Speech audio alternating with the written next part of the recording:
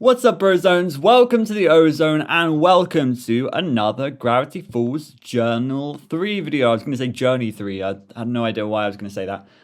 Welcome back. This is part number 3. If you haven't seen the first two parts, then go and do that.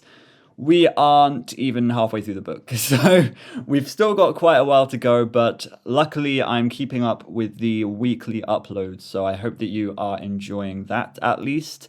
And if you've forgotten, then I have a Patreon that I will be uploading to more soon. It will be happening. Hopefully in this next week it will happen. So go and follow for free for now.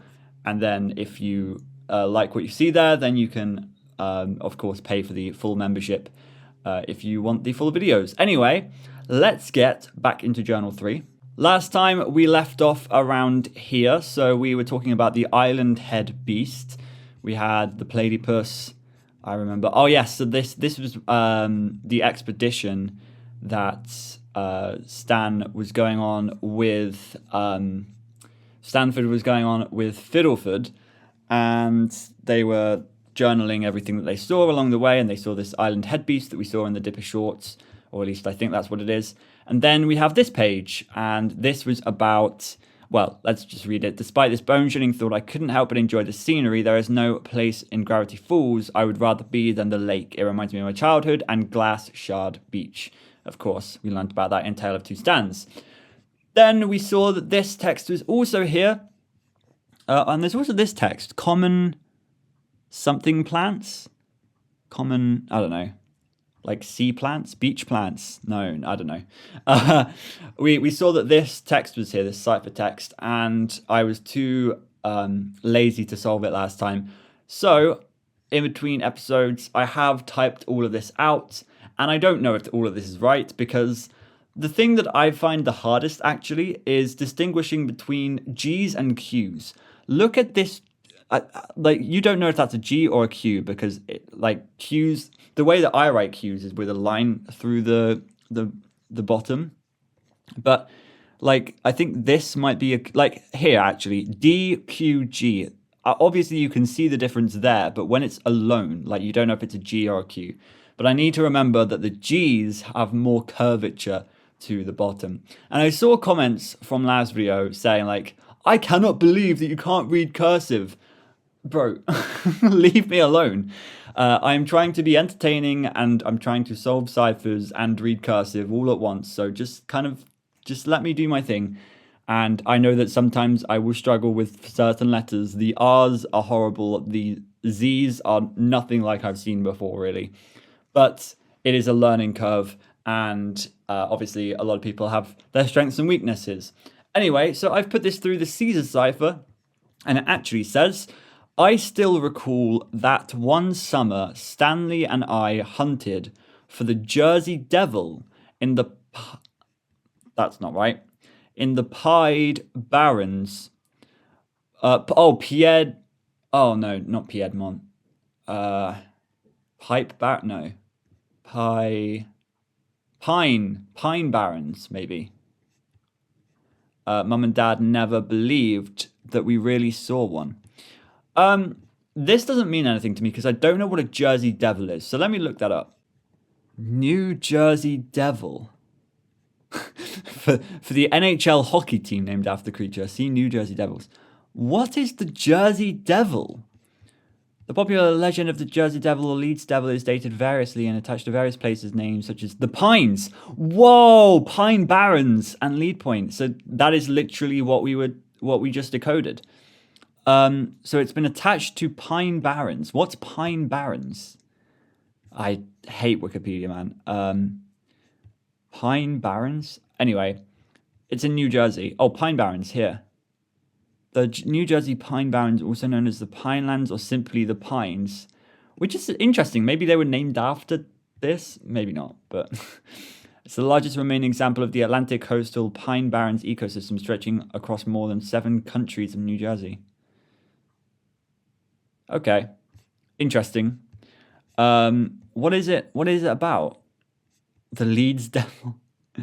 There have been many claims of sight. It's just another cryptid, is it? Okay. Description and explanation. Creative manifestation upon the imaginations of the early English settlers in South Jersey with plausible natural explanations, including bogeyman stories created and told by bored Pine Barren residents as a form of children's entertainment. Of course. Of course. That's quite interesting. Oh, hoaxes. That's quite funny.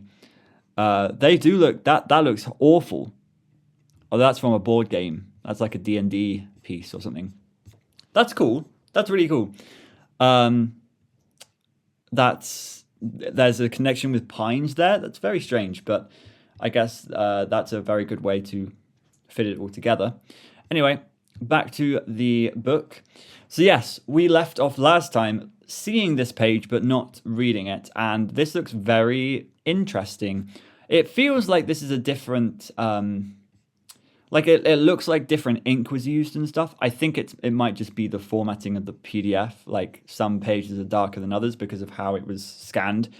But either way, secret tunnel behind Trembly Falls, cave handprint. Interesting.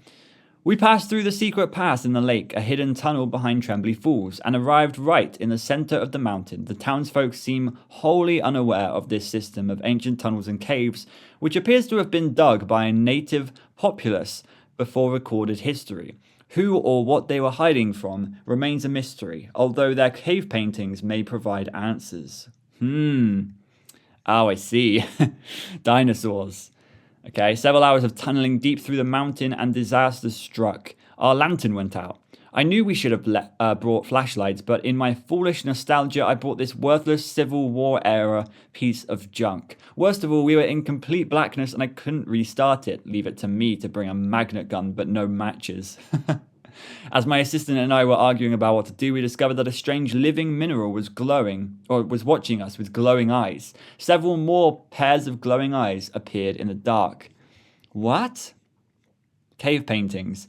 If these drawings are to be believed, the beasts that roamed ancient Gravity Falls were even stranger than the ones we see today. That's quite interesting, going back to like extinction and prehistoric times and stuff like that with Gravity Falls.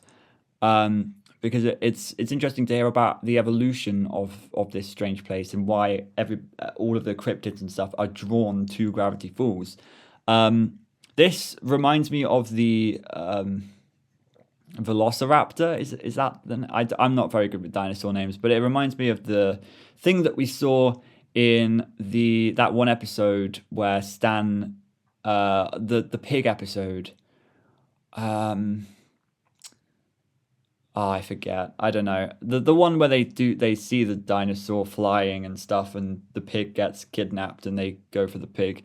I forget what it's called. But yeah, that reminds me of that. Also, this is like a hydra, a three-headed animal. I think that's like a Greek mythology thing. I believe we have discovered an entirely new classification of organism, geodites. Okay. These creatures resemble living geodes.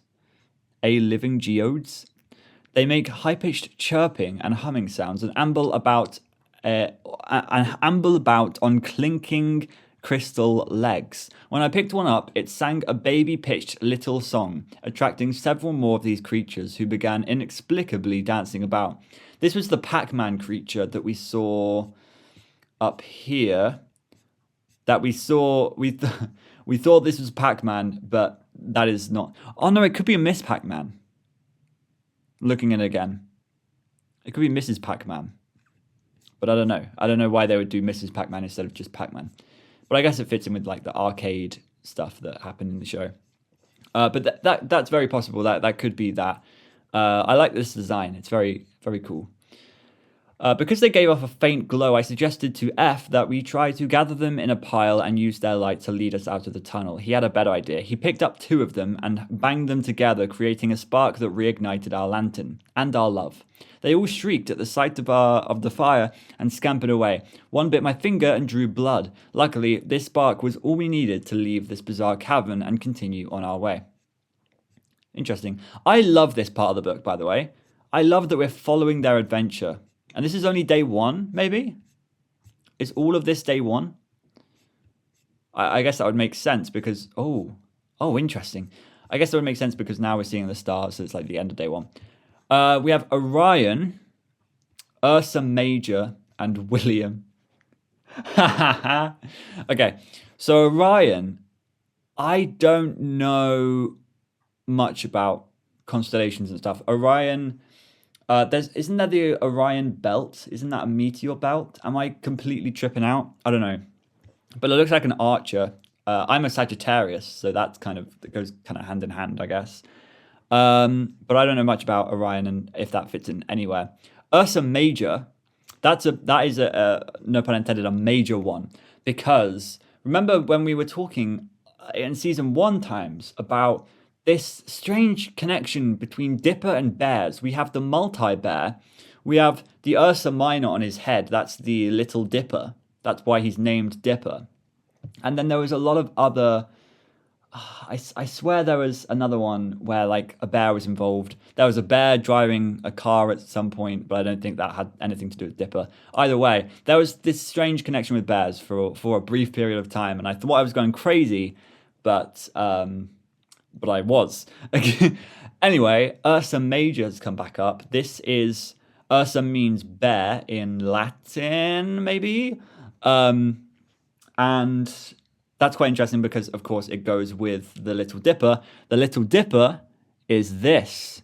You can see it right there.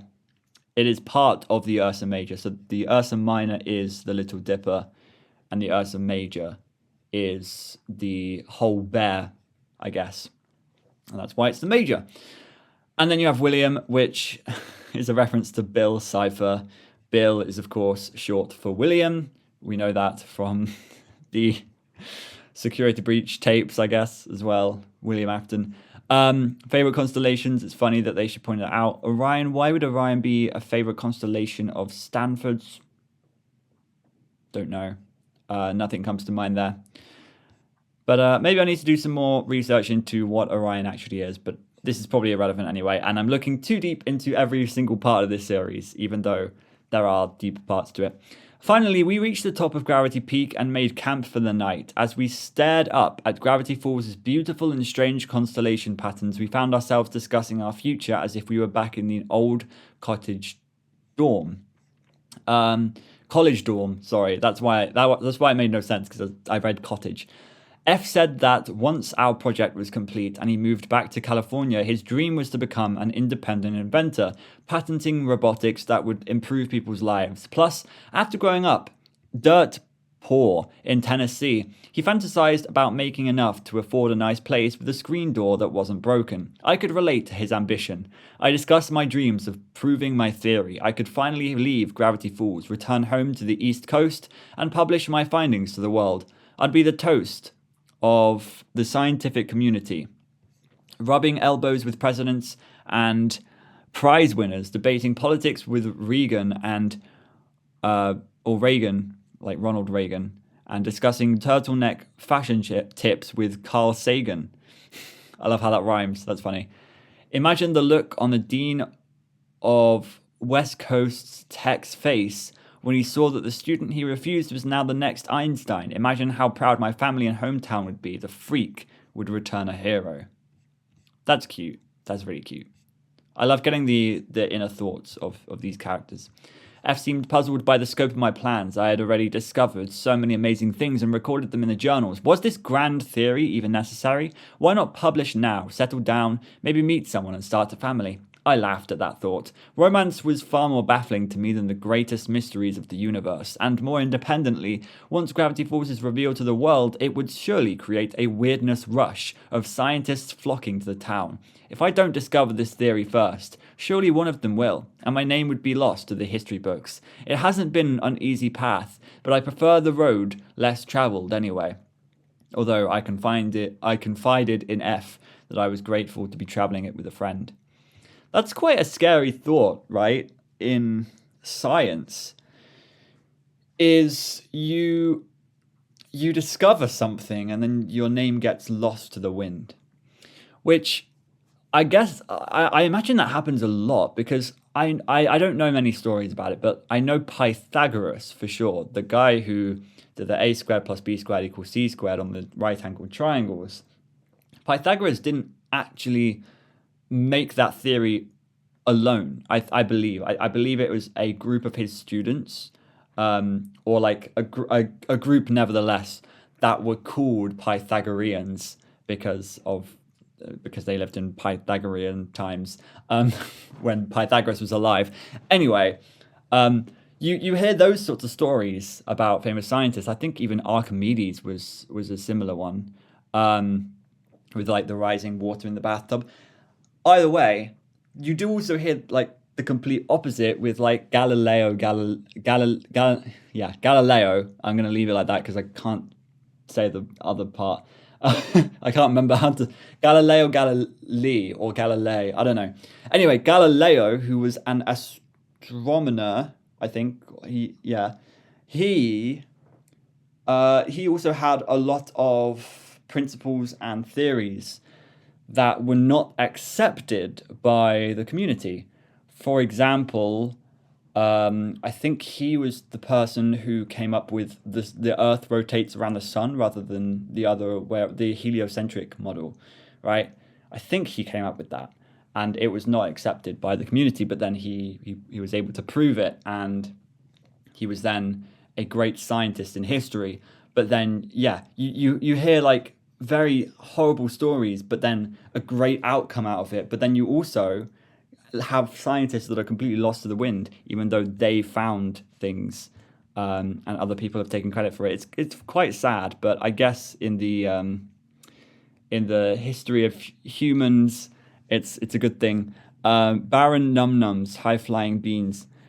Interesting that num-nums have been around for a long time, for over 30 years. I guess it's a very well-developed and long-term company. F's favorite eats them even when we're not camping. Always feel like the face is staring at me. Reminds me of camping with my brother. I wonder what he's up to. That's really cute. Oh, okay. And sad. All of this is cute and sad.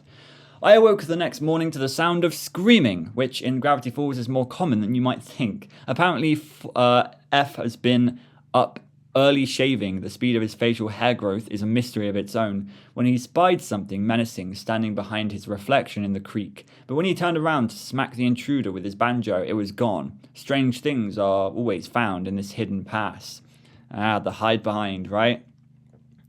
As I surveyed the camp, I felt a hand tapping on my neck. I whipped around in a panic, but found there was nothing there. An eerie gust of wind carried my gaze to an ancient moss-covered wooden sign on which was carved a strange poem. In the corner of your eye, a man appears to lean, but when you turn to meet his stare, he's nowhere to be seen. Hide your lumber, clutch your axe, and turn your lanterns out. Best to watch your back, my friends, the hide-abouts. Damn it, I messed up on the last words. The hide-behind's about. Cool. I love this page. I think this is really creepy. And yes, we saw this in the Dipper Shorts as well. I'm glad that they are incorporating everything that we've seen from this book. I'd heard enough lumberjack lore to know we were in the presence of the hide behind. Eyeball? Question marks. Legends describe a being with an impossible ability to hide before it is seen. But what is he? A ghost, a living shadow, or just a malnourished peeping Tom with a fear of eye contact? Is this peripheral phantom watching me right now? Footprints. I would love to see this page with the black light. I think that would be quite cool. Maybe there's like a face here or something. These footprints look like spanners, I guess. I'm trying to think if there's like some sort of hidden meaning to this, or like a joke, but I've got nothing. I love these images. They're quite creepy. They remind me of the ghosts in Super Mario Galaxy, in Freeze Flame Galaxy, I think it is. No, is it Shiver Burn? There's if you turn your camera behind and look up, there's like this big cliff, and on top of the cliff there's like three faces that look just like these, and it's really weird. It's really creepy. Never been seen. A strange howl echoed through the air as F and I packed up quickly and quietly and walked backwards out of camp. I told F to keep his shaving mirror handy to look back just in case. I may return to this camp one day once the hairs on my neck finally stand down. What a relief to be out of the forest. The wild spinning of my compass told me we had nearly reached our destination, but I saw something very strange when we got there. Sleepily munching on the grass was a herd of cattle with the strangest spot patterns I'd ever seen. Cow circles. Cow circles? Like crop circles, but on cows? Is this a code, a language, or some intergalactic teenager's idea of a prank? Circles, spirals, and designs of otherworldly mathematical precision coat them from horns to hooves. Eyes unusually dilated, as if from staring at an intensely bright light. Does this mean what I think it means? What, aliens, I guess? The bucket of milk nearby seemed to emit a low hum. I told F not to drink it. He did anyway. Can't take the farm out of him.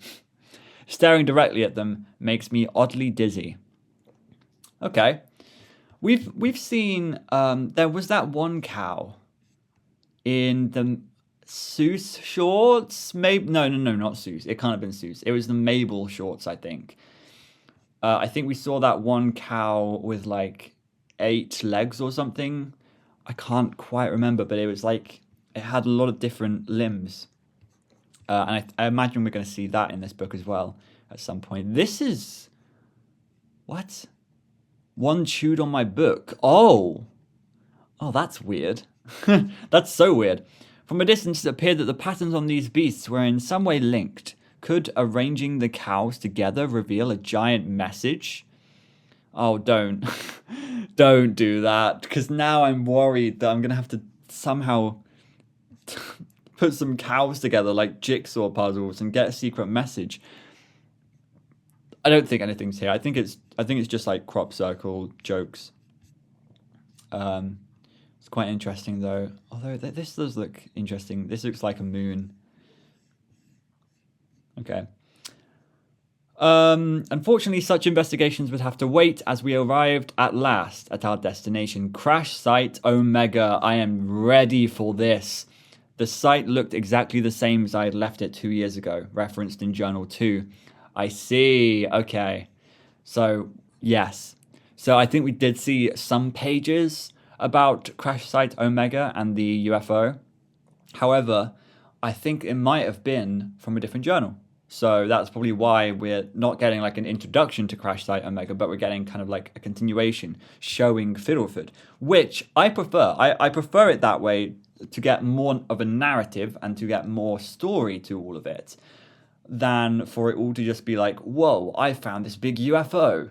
I found this hide behind. I found this and this strange unicorn thing and this strange cow with crop circles on it. Like, I prefer it to have that narrative and for it to be original to everything else in the book. I think it's really cool. The site looks exactly like I had left it 2 years ago, referenced in Journal 2, with the ladder I had constructed leading down through the indefinite exhaust port. F was so excited when he saw it that he spit out the tainted milk. We descended into the abyss together. Cool. I am concerned that Fiddleford drank that milk when this is what happened to the book when a cow bit it. It's very, very strange. Actually, yeah. Now that I think about it, we're talking about a UFO here, right? This is Crash Site Omega. We're talking about UFO, which is related to aliens, which is why there's cow circles. It's a play on crop circles. Obviously, the aliens that had landed here had infected the cows or something with their circles. The circle aliens. What a pleasure it was to share one of my greatest secret discoveries with another brilliant mind. See, this is what I love. I love this part. As we journeyed through wreckage, I could see F filled with the very same awe I felt when I first came upon the site. I will say that I am so cautious to record too much about the CSO here.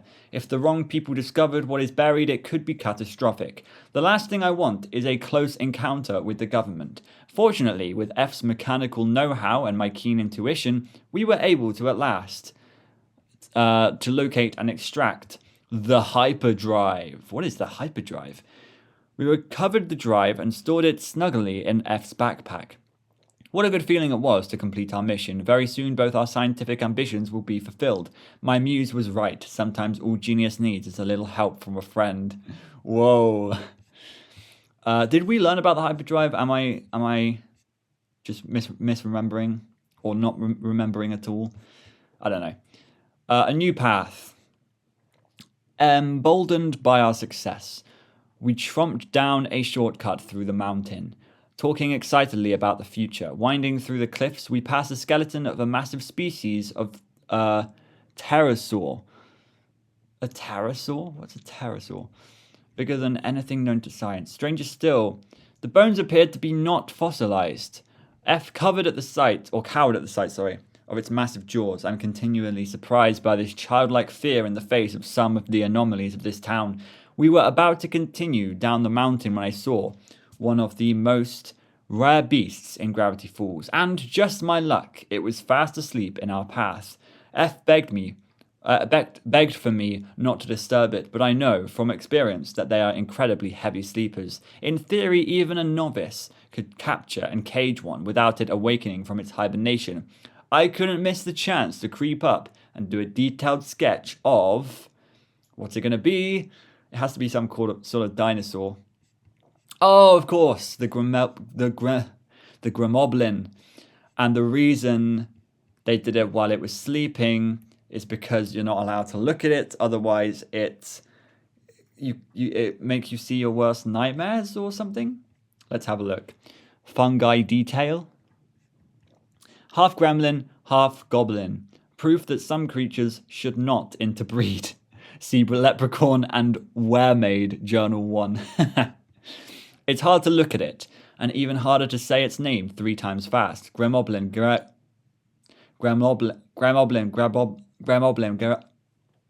True. The Gremloblin. I'm not even saying that right. Gremloblin. There you go.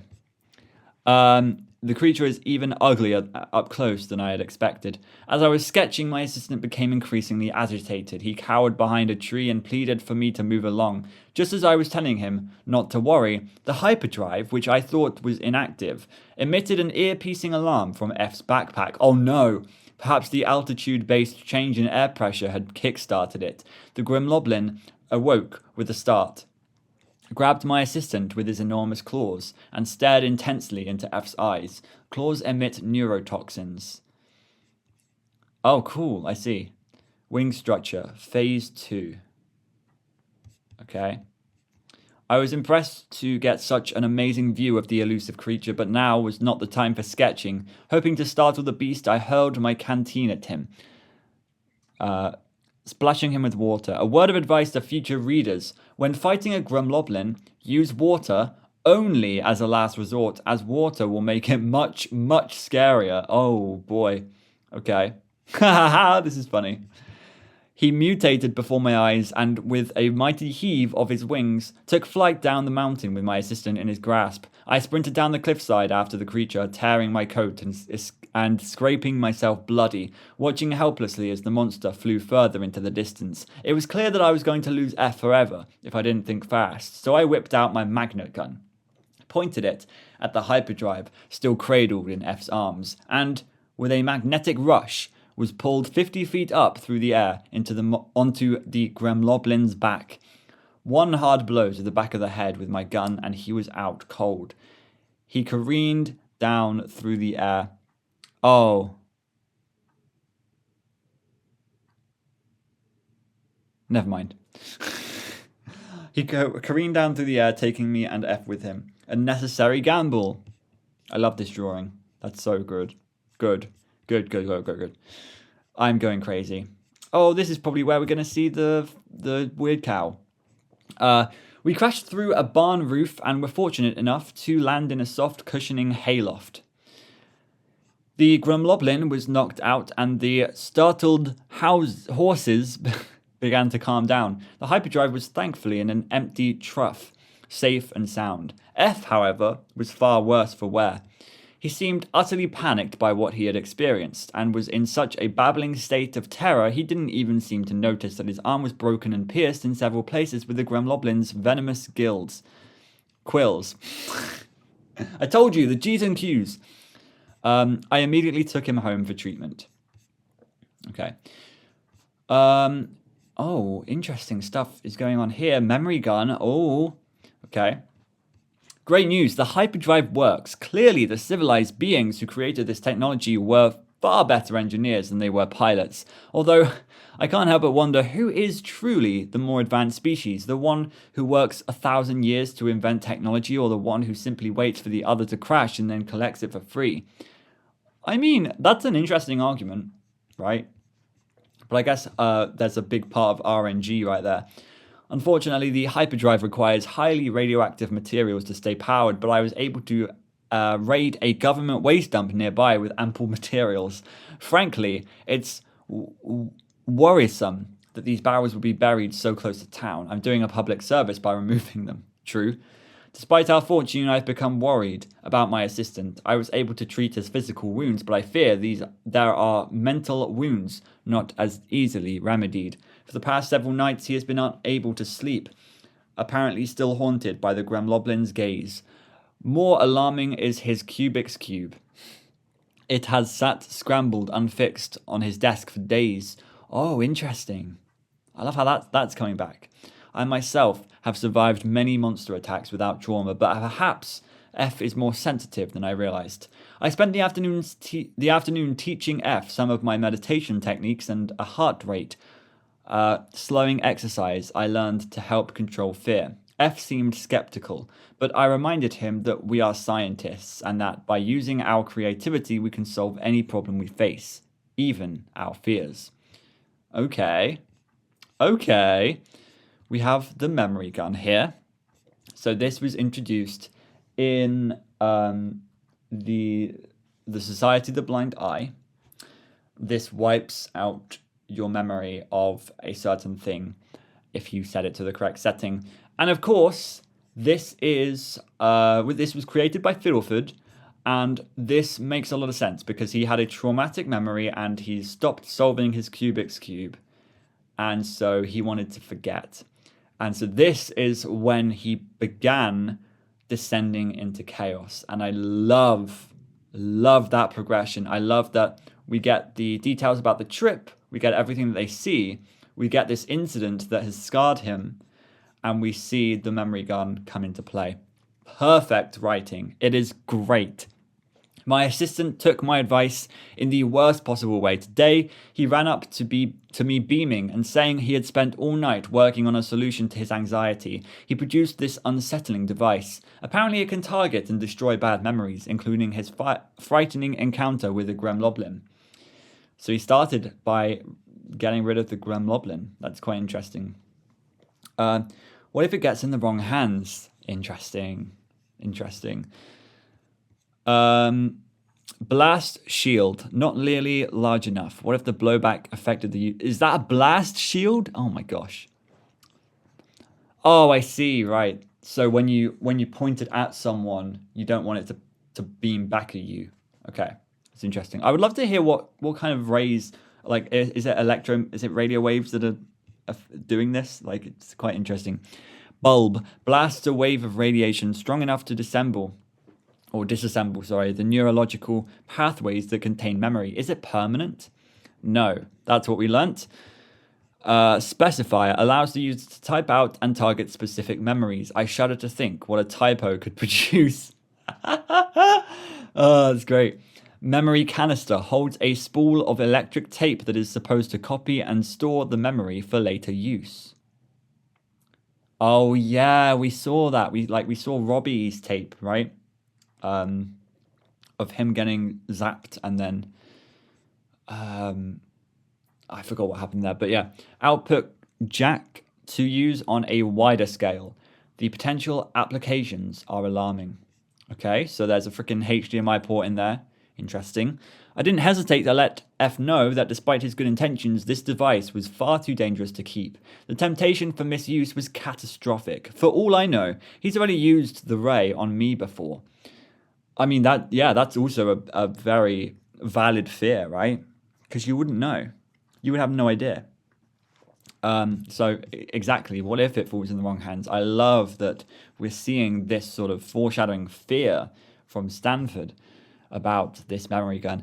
Well, I know he's already used the ray on me before. He was crestfallen by my advice, But after some discussion, he came to see wisdom in it. He said that he didn't want to risk forgetting his wife and son. I ordered him to destroy the gun, and he did. At least I think he did. I can't quite remember. Okay, we have the carnival. Okay, strange. Mama Misfortune's traveling carnival and freak show. Okay, so it looks like we have some tarot readings, maybe? What is this? Is that Mama Misfortune? That looks like Mothman. I'm intrigued. Did we hear about this? I think we might have heard about this. I feel like Mama Misfortune is somewhere in my brain, but I don't know. I don't know where that's come from. In order to get F's mind off his recent trauma, I decided it was time to take a break from our project. Fortunately, I read in the newspaper that Mama Misfortune's traveling carnival and freak show was in town for the day. Although I loathe nickel-grubbing circuses and sideshows, I was swindled enough as a kid on the boardwalk, I've learned that every so often there's something real mixed in with the fakes that is worth studying. This means new discoveries for me and a day of relaxation for my poor beleaguered assistant. Sure enough, he was ecstatic at the prospect of watching pig races and eating kettle corn, and very soon we were on our way. He's already begun playing with his Kubik's Cube again. This will do him some good. Okay. I feel like that's a placebo. Or not a placebo, but like a red herring. Like, I feel like Stanford knew about the memory gun and he was like, okay, I hope the bro doesn't use it. I'm going to take him to the carnival to forget instead of him using the gun to forget. And then he took him to the carnival and he was like, oh yeah, he's all better. But in reality, Fiddleford probably used the memory gun. I love this picture of the memory gun, by the way. This is a great sketch. It's just, I love the colors. It's really cool. Really cool. Okay. Fake. Okay. My excitement turned out to be short-lived. The first beast I encountered at the fair was literally a chicken duct taped to a silverback gorilla. A plaque called it Gorican. That's funny. Crabbit. There was no explanation given for the wizard hat it wore, merely a sign reading cash only. Shockingly, the townsfolk seemed delighted, and I could barely get past the throng to the front of the line. This town has the most gullible people on earth. Someone with no ethics could make money hand over fist in Gravity Falls. Again, foreshadowing for what would happen later in the timeline with Stanley taking over the Mystery Shack. Whoa, the palm reader. This is interesting. Maybe I'm looking too deep into this, but this looks very similar to Gideon's tent. Does it not? I mean, I'm going to pull up a picture. Okay. Does that not look exactly the same? I mean, look at the bars, right? Look at the poles. Look at the triangle with Bill Cipher at the top. I mean, it's not Bill Cipher, but Bill Cipher's now, I guess, part of the star. I mean, that's almost one-to-one. It's not, I will admit, but that's quite interesting, and I don't know what that means. But maybe there's some more history with the Gleeful family. Did Stanford know Bud Gleeful or something? It's quite interesting to think about. F was clearly having the time of his life. He had just bet on a pig race and won first prize by using advanced probability calculations. I noticed a palm reader and was galled to see how long the line was to this obvious charade. The dim intellect of the citizens of this town continues to astound. I pondered how gratifying it would be to publicly expose such a charlatan, I don't know what that word is, and realized that I had such a rare opportunity. The interesting part about this is Gideon is a psychic. Gideon was a psychic as well, so this is very accurate to that. So I do see a connection here with Gideon, and I'm thinking this could delve a little deep into kind of that sort of background, potentially. Surely this palm reader had never seen a six-fingered hand like mine. She'd likely be so stumped by my extra digit that I could expose her for the fraud she was.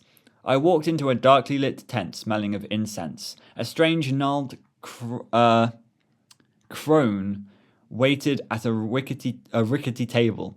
She seemed to have a collection of severed hands in a cage, but it may have just been the light playing tricks on me. This collection of severed hands in a cage. This is the Hand Witch, my friends, that we saw. When did we see the Hand Witch? Oh my gosh, my mind is taken aback. Was that in the short stories episode? It might have been, actually. The Hand Witch might have been one of the Bottomless Pit short stories. Anyway, either way,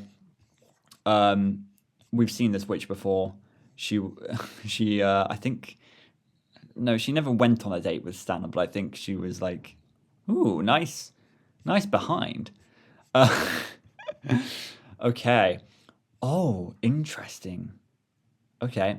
When I sat down, she quickly grabbed my hands and said, "What took you so long, Sixer?" Whoa. I felt a chill run down my back. How she knew my childhood nickname was beyond me. Before I could muster a response, she opened a pack of tarot cards and lined them up on the table. Okay. So this is Death, the tarot card Death. Could this be the Empress, maybe? This is baloney. I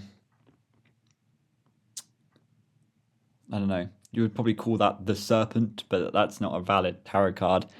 And this, I have no idea. The Moon, I guess. Or the Sun.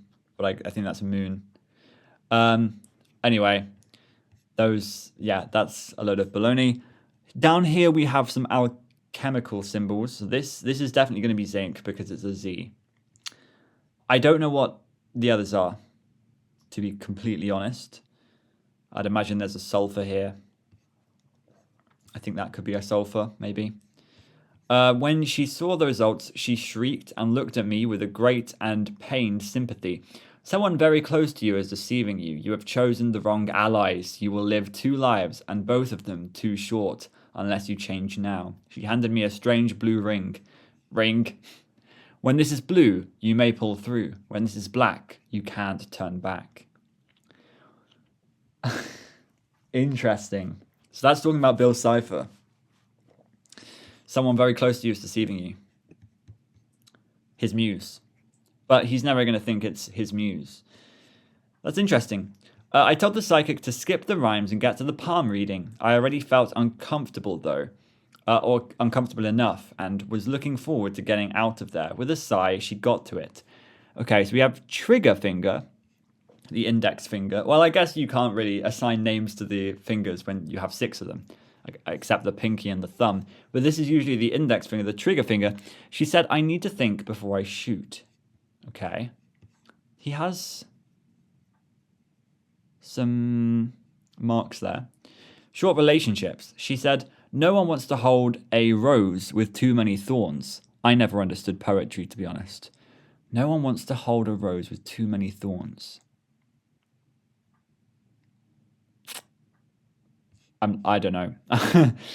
That probably has a deeper meaning, but long wisdom. She claimed I was too smart for my own good. Personally, I took this as a compliment. Okay. That's quite interesting as well. A broken lifeline. She said that my lifeline seemed to end abruptly and start again sometime later. Clearly, this is an inexact science. A crossroads. Apparently, I will have to make a choice very soon. And if I choose the wrong one, I will never be myself again. Perfectly sane life advice from a lady who lives in a traveling wagon full of severed hands. True. That's interesting how they're pointing to this intersection right here, because this gives me vibes of the butterfly effect. Once you go down one route, it changes things forever. You can't go down another route. I'm thinking parallel universes right here. It's quite interesting to think about. Yeah. If you imagine the amount of parallel universes that could have come out of Gravity Falls, like the amount of things that could have happened differently, that meant, like, we didn't lose any major characters, but imagine, like, I genuinely feel like there could have been so many moments where something different could have happened and it could have been catastrophic. But but we're seeing the parallel universe. We're seeing the universe in which everything worked out for the Pines family. But that I'm sure that Bill Cipher can see the universes or something where it didn't work out and he actually did rule. So maybe he wants to rule the multiverse and not just the universe, but he can't have it all his way. I don't know. I have nothing to back that up. She also said that my extra finger did indeed make me special, and that if I wasn't doing anything later, maybe we could get some drinks. Oh my god, that's so funny. I was just talking about her flirting with Stanley. She was flirting with me. So it has a deeper history than we thought. That clinched it. I grabbed my things and got the heck out of there. Clearly, breathing incense for 50 years had damaged her brain. I really want to go back to that episode and to that moment where she was talking to Stan, and I want to listen to hear if there's any foreshadowing to the fact that there is Stanford that exists. Like, maybe there's a line in there where she says, like, we've met before, and Stan's like, huh? We haven't met. But obviously that would be referencing Stanford. I would love to go back and hear that, because that would be really interesting. That's why I'm saying things like this, like all of this would be a great rewatch. We would do a great rewatch of this because we now know a ton of extra information and we have Journal 3 to hand. I think that would be excellent. Again, I don't know if I would record that necessarily, but yeah. We have the carny. As I hurried from the tent, I found my assistant cheerfully fixing some gears on a broken Ferris wheel and chatting with an old young carny. Although this seedy character was little more than a teenager, his bald head was covered with strange tattoos, bearing a striking resemblance to the defunct scientific field of phrenology. Phrenology. Phrenology. I know, and this is such a strange reference, and I don't know why I know this, but I have seen some Americans Got Talent clips, and there is one act of these two magicians, and they basically used the science of color blindness and stuff to create these custom printed cards where only certain people are able to read the word on the cards. And so he used it on stage to a colorblind person. One of the judges is colorblind, and that's how the act was done or whatever. Anyway, that was quite interesting to me. But that was called, they called it pressure phrenology, I think. And I think it's got stuff to do with, like, they described it as putting pressure on different parts of the brain in order to achieve different outcomes. So I'd imagine phrenology is to do with like altering the brain or something, or I guess with this context of like labeling different parts of the brain, like maybe phrenology is assigning different parts of the brain to different aspects in your life, to say like I am 90% alpha male, 10% sigma, or something like that. Yeah, I think that's quite interesting stuff. I would love to look more into that. Actually, I want to look up specifically what phrenology is. I know I said I wasn't going to look many things up during this, but this is one that I'm genuinely curious about. Phrenology is the detailed study of the shape and size of the cranium as a supposed indication of character and mental abilities. That makes so much sense. So phrenology is essentially like, if your big brain, does that genuinely mean you have more IQ? Does that actually mean you're smarter if you have a larger brain? And I would imagine that is true to an extent. I wouldn't say it's a direct correlation there, but there's probably like you have more capacity to learn and to understand and to store information. So that's quite interesting. Why is phrenology no longer accepted? Racism. Some scientists believe phrenology affirmed European superiority over other races. By comparing skulls of different ethnic groups, it was thought to allow for ranking of races from least to most evolved. That's... wow. I did not know there was such a strange history behind all of this. Because I would imagine there is some truth behind it. This is what I was talking about. The pseudoscience that involves the measurement of bumps on the skull to predict mental traits. Like the magicians on AGT, they use pressure phrenology, like putting pressure on different parts of the brain in order to change mental traits. So that's quite interesting. Yes, it is a pseudoscience, but as I say, I feel like there could be some extent of truth to it. I'm not going to say it's all true, but I would imagine there are parts that are accurate, at least. But don't take it from me. The young man, name tag Ivan Wexler, was in the middle of telling a fretful anecdote. Apparently, the other carnies made fun of him for his head tattoos. When he told the bullies to stop, they locked him in the haunted freak house for an entire night, which had utterly terrified him. He lost sleep for weeks and wished he could forget the entire thing. F whispered something to the man and handed him a piece of paper with a symbol on it, which I didn't get a good look at.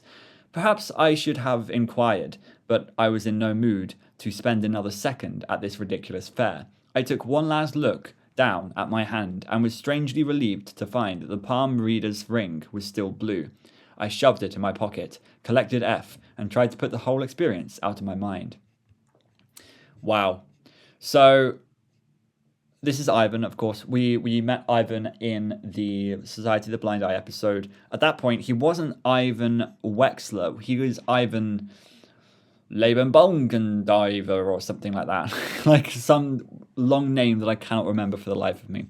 But he did have a good outcome at the end of that episode because we made him, I think we pointed the gun at all of them and made them all forget about the Blind Eye Society, which was the best outcome, I think the best ending. But then I think he felt like a little bit like lost in life, which was quite sad. So it's really interesting to get more of a story and background behind where these characters came from and how they got to the places they got to in Gravity Falls. It's quite interesting. Here's his head, of course: knowledge, fear, something, time, color, size, form, ladies, morals. It's basically me, right? I think my ladies part is a little bit bigger.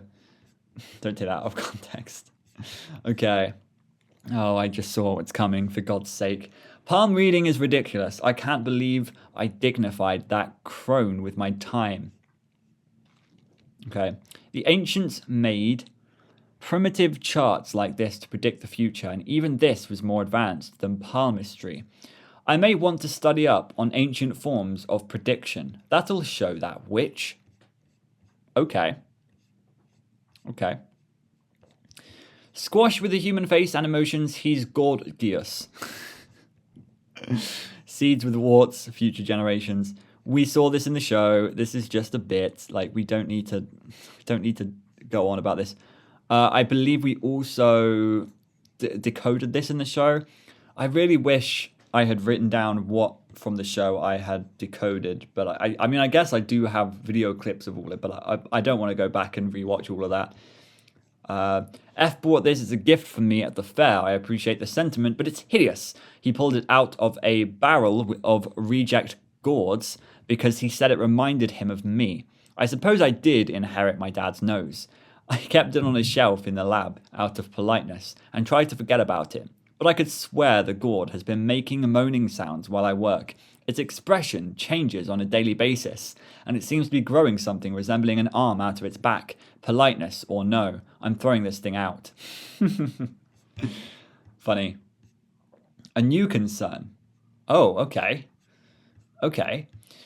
This morning over ham sandwiches, my assistant brought up a troubling subject. Supposing we are indeed successful in opening the portal to the source of Gravity Falls' weirdness, what if any more weirdness leaks into our dimension? Or, more tantalizingly, what if we're able to capture some new and rare creatures from this unimaginable alternate universe? Huh. Yeah. Okay, so this is talking about Weirdmageddon a little bit. And they're starting to understand that a Weirdmageddon is possible if they open this portal. So there is danger to opening this portal. In the event of such a development, we will need somewhere to store and study these dangerous specimens where they can't endanger the townsfolk or interfere with our work. F has proposed that we build an additional underground laboratory, one designed with the utmost precautions in paranormal security, an impermeable bunker where we can contain and observe these specimens away from my home base and the possibilities of being witnessed by the townsfolk. As much as I hate to delay construction of the portal, F is right. We will begin building this containment unit at once. Okay, hiding spot. Right. So this is when they start building the hiding spot, the bunker. This is great. This is so good. And we're going to come across the freaking morph guy. What's he called? I forget. We'll see it anyway in a minute. We found a location for our hidden storage bunker. Deep in the forest behind my cabin, there are trees so massive and powerful that many of them have stood for hundreds, if not thousands of years. You can tell that by how many rings in the tree stump. F discovered that one of them has a hollowed out trunk. Oh, never mind. You don't know the age of that one. Making it the perfect entrance for our secret hideout. I'll admit that this project has sidetracked us a bit, but is there a scientist alive who could resist the lure of building a secret lair? With an internal system of rotating hydraulics controlled by an access panel hidden beneath the bank, we created a hidden entrance. The excavation was difficult, but F insisted that he could do it on his own, although I could have sworn I saw some lumberjacks helping him with the labor. When I questioned the lumberjacks about our secret project, however, they seemed to have forgotten the whole thing, so it must have been a figment of my overworked imagination. Wow! He used the memory gun. He used the memory gun on them. Oh, this is starting to get into some, like, dark stuff with Fiddlefoot's history and the memory gun, which we've always known has been a dark history, but there's probably more to it because, of course, there is still a period of time between this memory gun stuff happening on Fiddlefoot himself and the portal opening, etc., Stanford getting lost. This is really interesting. I'd imagine the last page of this book is going to be like Stanford getting... Oh, probably not the last page, but one of these pages in this book is going to be like, Stanley has returned home today, blah, blah, blah. We're going to do something on the portal. I can't remember what happened back then. But yeah, anyway, some more context on that. When I questioned the lumberjacks about the secret project, it must have been my overworked imagination. This hidden bunker will be the perfect place to store any specimen too dangerous for the outside world, and to maybe place some D&D and more D if time permits. That is a reference to when they were in, was it the bunker? I don't know if it was the bunker or a bunker, but they were playing D&D and more D. Dipper and Ford were playing. It reminds me of the time... it reminds me of the tree forts me and my brother used to build when we dreamed of being adventurers. Oh. I'd imagine... oh, wow, this is cool. I imagine his adventures with Fiddleford almost felt like it was his brother, right? And he probably almost wished it was his brother. And it's really interesting that we have Stan Lee and Stan Food, and then we have Stan Food and Fiddleford. So it's almost like Stanford is in the middle and he has a connection, like a bigger connection, a deeper connection with both of these people. But he didn't have that sort of scientific connection with Stanley. The only connection he really had was that he was his brother. But the Fiddleford and Stanford connection, on the other hand, was this connection with science and enjoying this adventuring, but he wished it was with Stanley. It's really interesting how everything intertwines in this show. I like it a lot. This is a really cool looking page. I'm loving this text font right here. I think this font is great. The bunker. You can see the tree right here, and then A, B, C, and D. Okay. So A is the bunker. So this plan is coming along great. F never ceases to amaze me with his skill for construction. Just today he showed me a cellular telephone he built, which was incredibly only the size of a cinder block. This place has everything. Yes, so the first room is a bunker, or just bunker.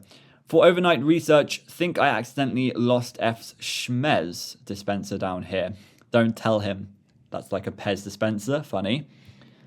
So yes, this is indeed the room that we saw. We went down the spiral staircase or whatever, and they had that really cool shot of it going around in a circle, and all of the characters were walking down the stairs, and then we walked into this room. I don't think that had a bed in it at the time, though. I think it just had loads of storage containers and bins and stuff like that. And then, yes, you have this entranceway into this security room. Yes, so I believe somewhere around here... Yeah, security room. So this is what Dipper used in order to think quickly and to escape this room. We'll get onto that in a second. A sinisterly complex trap designed to crush any intruder who doesn't have the code. Seems a bit excessive, but once F starts inventing, he can't stop. So the code, of course, is using the black light. So we're not even going to see this code in here. We have no idea what the code is. But if we had the blacklight edition of this book, we would be able to see them flashing to us, I imagine, at least. C, the observation room, to study otherworldly creatures at a safe distance. Also soundproof, so we can say insulting things about our specimens freely. Yes, this is where Seuss and Mabel were when the doppelganger, is that what? Yeah, that's the word I was looking for, right? Doppelganger? I don't know. But yeah, but when the doppelganger was in the storage room here, and they were fighting or whatever, Mabel and Seuss were in here, I think. And what? I think Seuss said something really funny in here, but I cannot remember. Anyway, D, the storage room. The dirt around this is surrounded by solid bedrock and reinforced with steel. No way our specimens will escape. How do you get bedrock? Bedrock is very deep down. I mean, I know from Minecraft. That's interesting, yeah. But this does feel very secure, and yes, they built this, of course, for weird Mageddon possibilities, etc. Yeah, I like this. This is cool.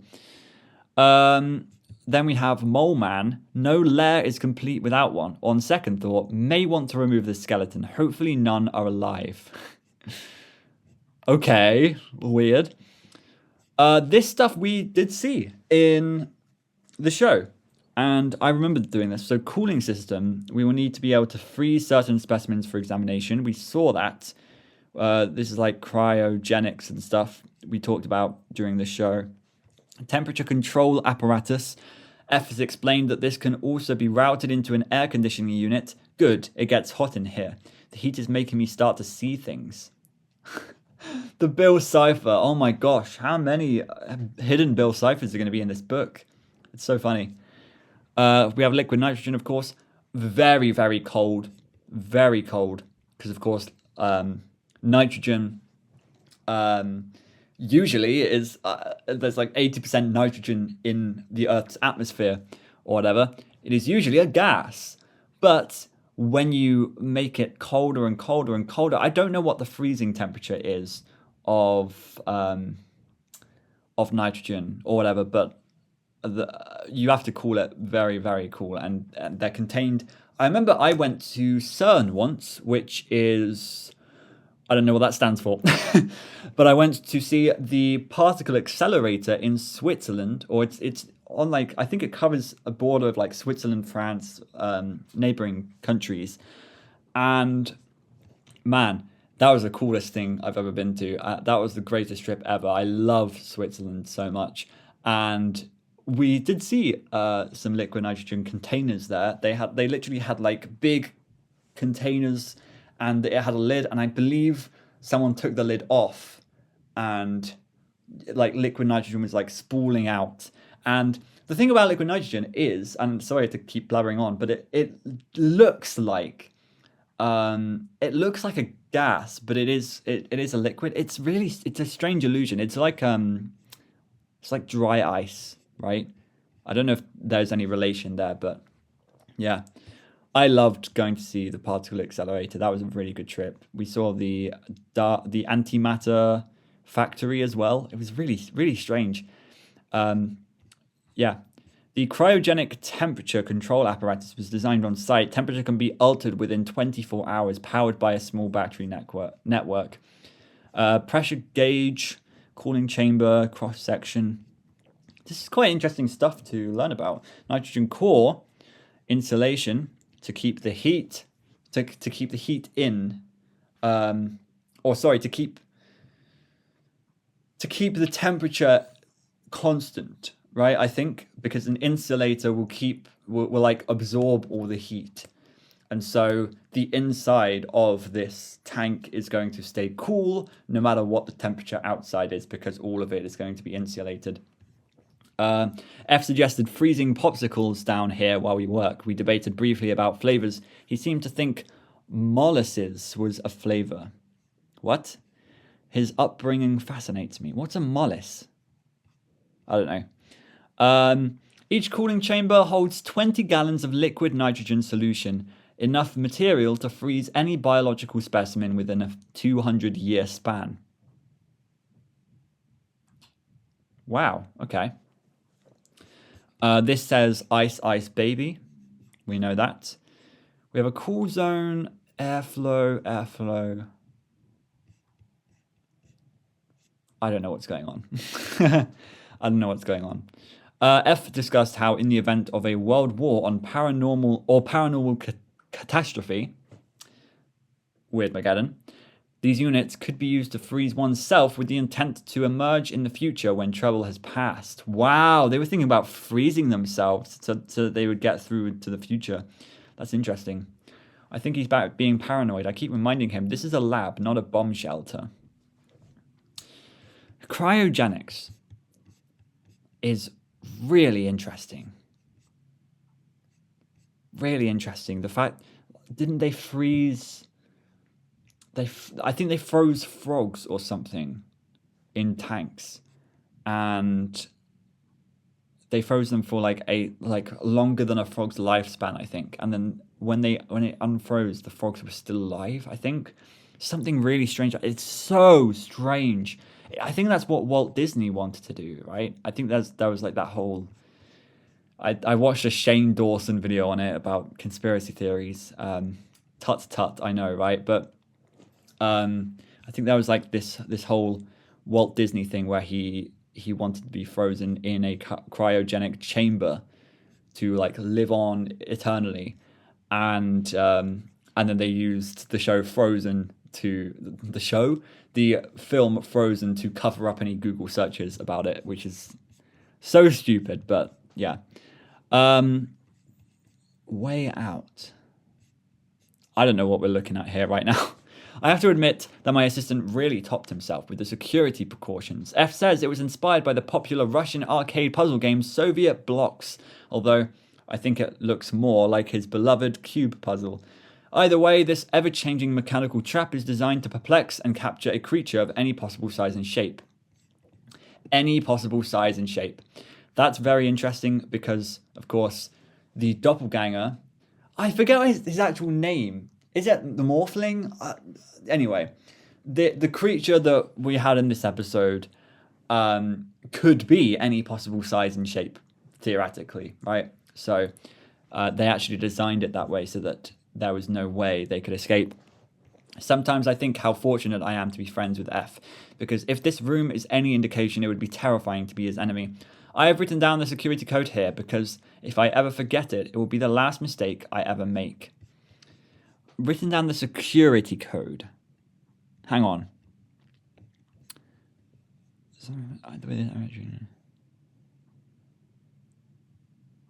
Okay. Security code. So this is a mathematical formula. N of E equals the exponent of... so E to the QE over V R minus R0. So that's like the original R. R times R0 over R to the power of 2 over 3 times N ace of E tilde. Yeah, I don't know what's going on here. There was that one formula, wasn't there, that we looked at, and we looked it up, and it was actually what was it? It was something to do with quantum mechanics. I forgot what it was. It was like I think it was in the episode with Giffany. It was on one of her blackboards or something. We had I think it was a 4-dimensional Schrodinger's wave equation or something like that. Really cool. But it's interesting because you have to think about like if they've hidden mathematical equations and what it actually means, what the sort of history is there. Okay. Security room, again, nothing here unless we have the Blacklight edition. Keep out intruders. I may wish to keep my remaining college grant money down here. This lock is more impenetrable than any bank on earth, and no long lines. Okay.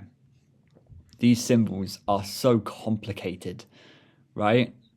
I mean, you look like you have psi from Greek, the Greek letter psi, but it has like some weird stuff going on at the bottom. You have a man here. You have literally a stick man there. Like, and what is this? Like, what is going on here? There's so many random things. This is Sol, I believe, the alchemical symbol Sol. It's quite simple. It's just a circle with a dot in it. It represents the sun in the middle with an orbit around it. Cryogenic tube. Here we go. This is the thing I was talking about all those times I was saying doppelganger. I have no idea what it's called. We found our first specimen. During the dig, I discovered a large blue egg containing an utterly bizarre creature. This squishy, maggot-like hatchling has a unique ability. He can transform his body into anything he sees. I quickly caged this marvel, and have been feeding him F's canned beans, which he devours ravenously. F says we should freeze it right away to test out cryonics, but I've grown attached to this creature. Found while excavating. Watch your fingers. DNA constantly changes. Liquid nitrogen. Okay. Chamber number 3. Cool. What are these? Why did they keep putting 6-fingered hands and eyes and stuff? Is that like their seal of approval? I don't know. Tests. Oh! DNA replication.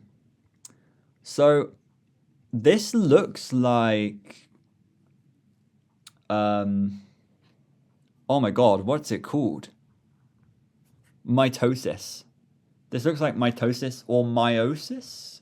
It could be meiosis. I think it's close to mitosis, where you're splitting cells. But then this is DNA. This is strands of DNA.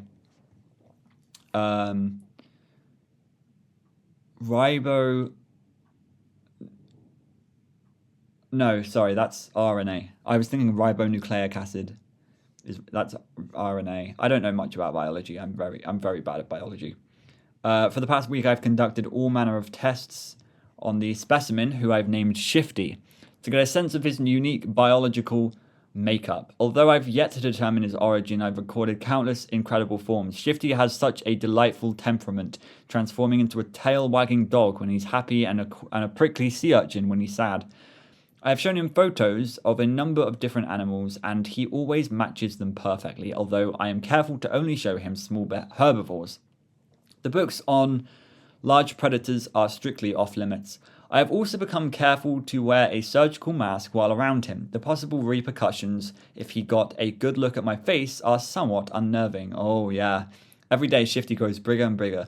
I had to upgrade from this small kennel box to a full-size steel cage. While working late in the bunker, I heard a high, otherworldly, parrot-like voice call out, "Beans." Shifty has learned how to speak a few words at first, but every day he's been learning longer sentences. Increasingly, he asks, "Who am I?" He is an avid learner and has asked on multiple occasions to see my journal, but I have declined for obvious reasons. There are over 100 forms in this book that I'd never want him to take. Fiddleford has become increasingly skeptical of the creature, reminding me every day that the only reason we're keeping him is to test the cryogenic tube once it's complete. Apparently, F's farmhand upbringing has made him unsentimental towards what he sees as livestock. Something odd, changing DNA. I just thought of something, and I don't know why I didn't think of this while the show was going on, is this shifty creature, this doppelganger, not doppelganger, it's not a doppelganger, it's like a morphling. I'm going to call that the morphling shifty. Shifty does, in the show, does turn into a lot of different creatures that we've seen. Like the Gremloblin was one of them. I know there was another like fire creature that we never saw. It looked like Gollum from Terraria. And of course he turned into Dipper, of course, but like that's a separate thing. Anyway, my point is, what he says here is, what was it? Yeah. He's asked on multiple occasions to see my journal, but I've declined for obvious reasons. There are over 100 forms in this book that I never want him to take. Yet, he does take the form of the Gremloblin. Because the Gremloblin exists second-handedly in this very book. So, how, and this is something I should have asked in the show, how on earth does this creature know about all of the monsters that we've seen in the show? And the reason that he knows is because he at some point got a hand of these journals. That's really interesting. So what happened? You know, I would love to know. Okay. Yeah. This is also quite interesting, changing DNA. This is something that, I mean, I'm not going to say this happens in real life, but you, of course, have DNA manipulation and, what do they call it? I don't know, but like they replace strands of DNA to change the DNA of some things. I believe, and I might be completely wrong about this, but like oranges, I think oranges are like DNA mutated lemons or something. I can't remember. I should probably shut up about it, but they manipulated the DNA of some fruits and it evolved into fruits that we know today because they've been so tainted by that change or something. Anyway, I don't know much about it. I'm probably blabbering on. This is such a cool... That is such a cool shot that I need to put in the thumbnail. Whoa! Yep, I am definitely putting this all in the thumbnail. Trouble in the bunker. One night while working late, F came to me in a panic. He was coughing a lot, said he had a sore throat, and asked if he could look in my journal for a remedy. His throat really did sound awful, but I told him to simply use the cough drops in the first aid cabinet. He grew increasingly insistent that the journal had the answer. Finally, I relented and went to my bunk to find the journal. As I was unlocking the door, I heard what sounded like a muffled screaming coming from a cabinet. I opened it up and was shocked to discover F, my assistant, bound by rope and gagged with a sock. In an instant, the grim horror of what had happened came over me. My eyes shot to Shifty's steel cage, which had been busted open. I untied F, whose anxiety had rendered him nearly mute, and we quickly concocted a plan. Here we go. So... Wait! Oh my god! I just had a revelation. So, what we were just talking about, where obviously he had to have gotten his hands on the book, that obviously happened, right? This is when it happened. When Fiddleford was tied up, he left, he got the book, he got what he wanted, he got all these different forms based on things that we've seen in this book. So, one of the things in this book that he saw was... Where is it? Where is it? We saw it in today's episode. We saw it here. Yes! I knew I recognized this freaking guy. Ah, Baron Numnums. This dude is the doppelganger, or the Shifty. Shifty turned into him periodically and pretended that he was the author of the journals. Of course, that's what happened. I remember that now from the show. I remember that he realized, I think it was Dipper that realized he was the guy on the can, and so he was an imposter. But I completely forgot that whole that whole plot point, so forgive me. But now I remember, and now it all makes sense because he got the journal, he saw this drawing, and then he turned into this man. That is so cool.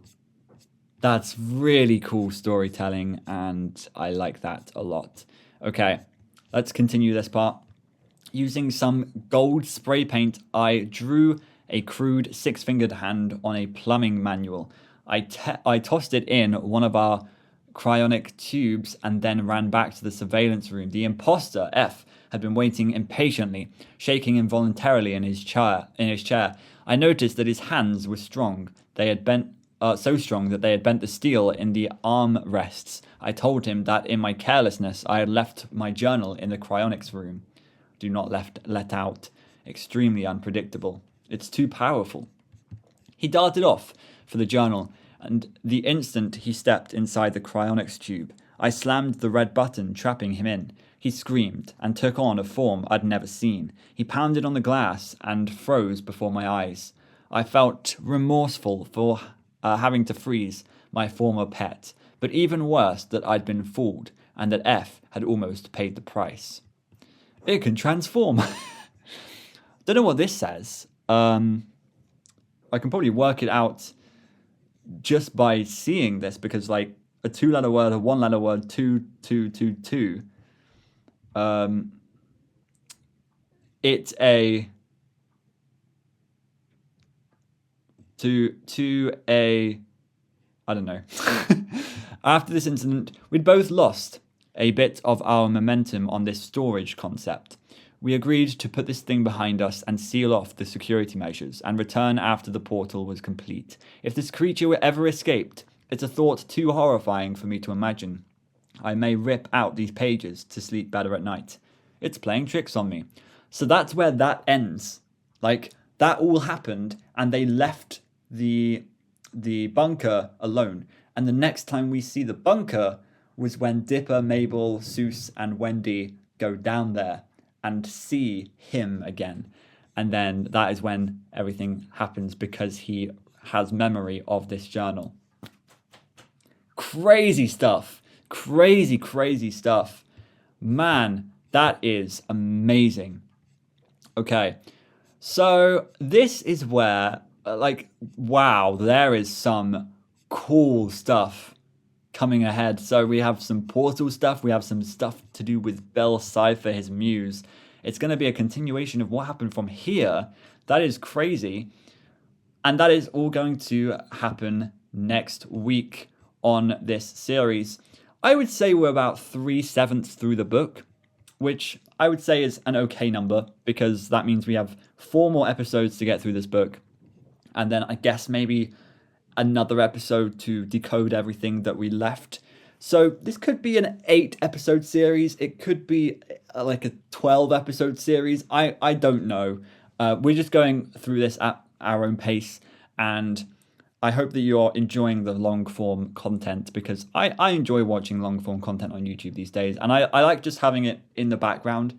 So like, if you don't want to watch the video directly, then have a game up and have this in the background or something. That is my suggestion, at least, for how to watch these videos. But let me know how you watch these videos in the comments below. I would love to hear that. Yeah. Thank you guys so much for watching. We've had some great times in today's episode with some great revelations as well. Thank you so much for watching. Make sure you like, comment, and subscribe. Go and check out my Patreon, and I will see you in the next video next week. Goodbye.